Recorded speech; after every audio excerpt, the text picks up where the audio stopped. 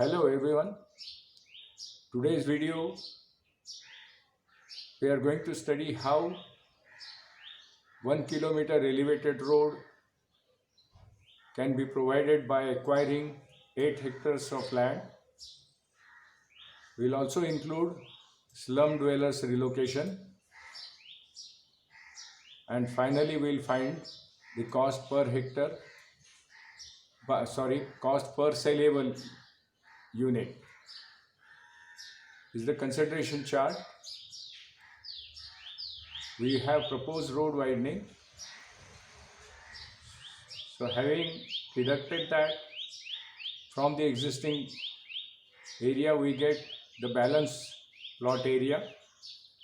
Now all the calculations are based on the balance plot area.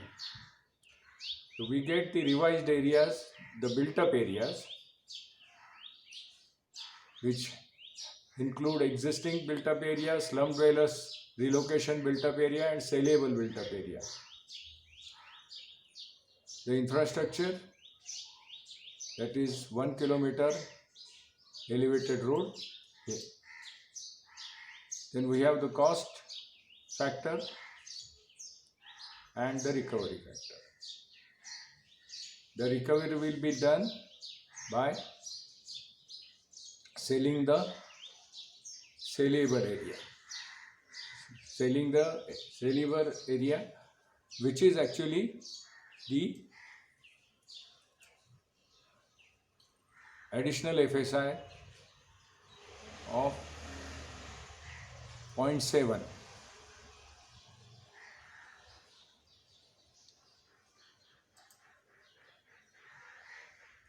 What we are providing is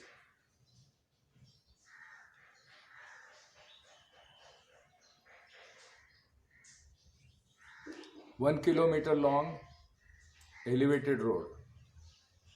Now the cost of elevated road, it's a block estimate. We have considered about 35 cubic meter concrete per running meter for a 12 meter wide road. Total cost for the road we have considered at the rate of 5,000 rupees per cubic meter, and which comes to about 2100 million rupees.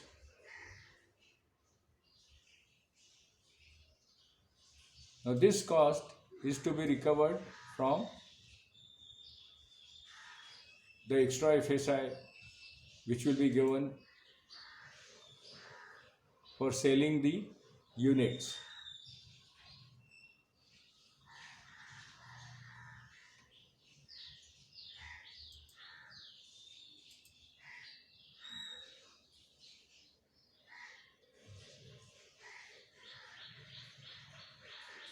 In the end, we will find the cost per saleable unit. Now here we see 4 hectares of land, 40 meter by 1000 meter. Hypothetically, we have considered the areas of 4 hectares. So 2 stretches of such land come to 8 hectares. Now this land is shown under slums. So eventually we'll be transferring the existing slum dwellers on these 2 areas. We have proposed road widening. Existing road was 9 meter. We have proposed 18 meter road. The second road we have proposed is 15 meters wide.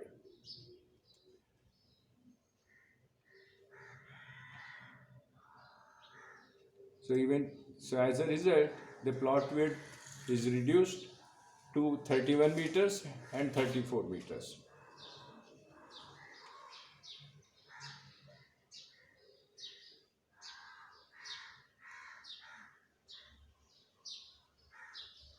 We have considered the number of units at the rate of 180 units per hectare density. Now the existing built up is 80,000, so you will have about 1360 units for existing built up. For relocation of slum dwellers, you will have about 351 units, and saleable units are about 819. The total built up area we have calculated here. The existing built up area is 80,000. The total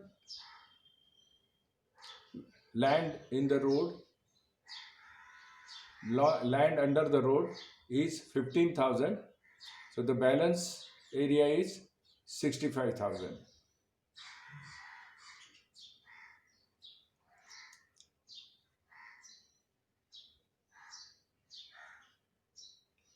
Now the proposed saleable area comes to 45,000.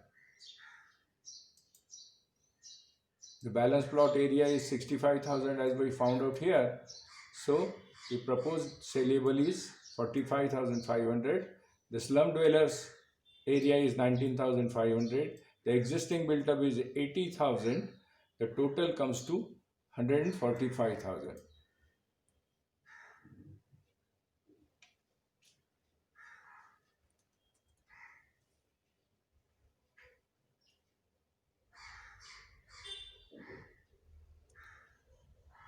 The total built up area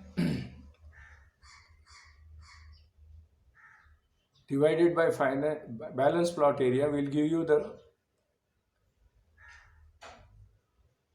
actual FSI.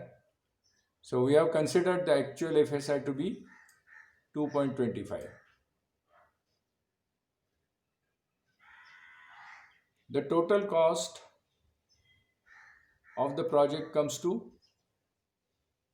now this is the total built up area. We have considered the cost of it at the rate of 0.025 million rupees.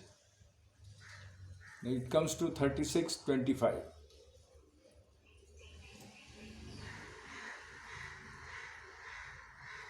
Similarly, we have considered 75% cost of the elevated road, which comes to about 1575 million rupees, totaling it comes to 5,200 million rupees. So cost per saleable unit, as we know, the saleable units are 819. So the cost per square saleable unit comes to 6.35 million rupees, which means by developing 8 hectares of land, we can provide we can provide the amenities like elevated road and also we have seen how to vacate about 30% land from 4 hectares, that is 1.2 hectares land has been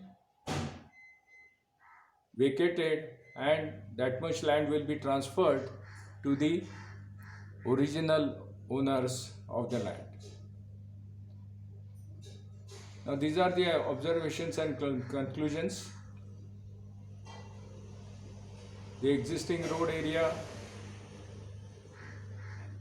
has been increased from 18,000 to 33,000 square meters. The total built up area is 145,000. The project cost 6.35 rupees million. Now we are now coming to the failure of the project. In the event the slum land is ready to be vacated, the authorities have to act and prevent the reoccupation of the land. Otherwise, the entire project will fail. Secondly, the non-application of cluster law. Now, what is cluster law? Cluster law will allow the amalgamation of the acquired land. Now, why amalgamation? Is because we want to make long stretches of land available.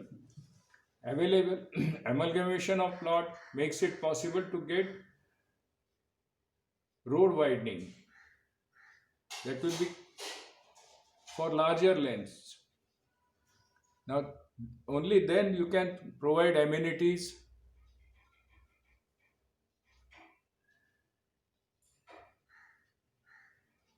for easing the vehicular traffic. You can think about providing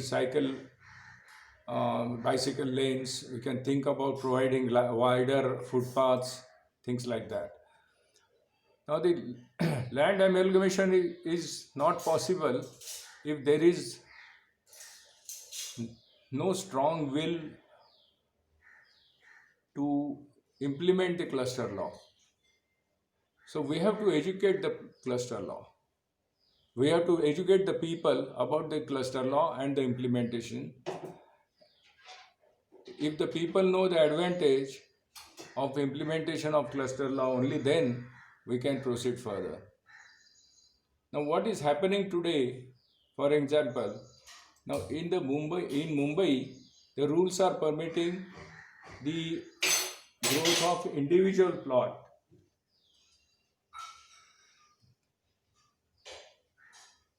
Now, what happens is after the redevelopment,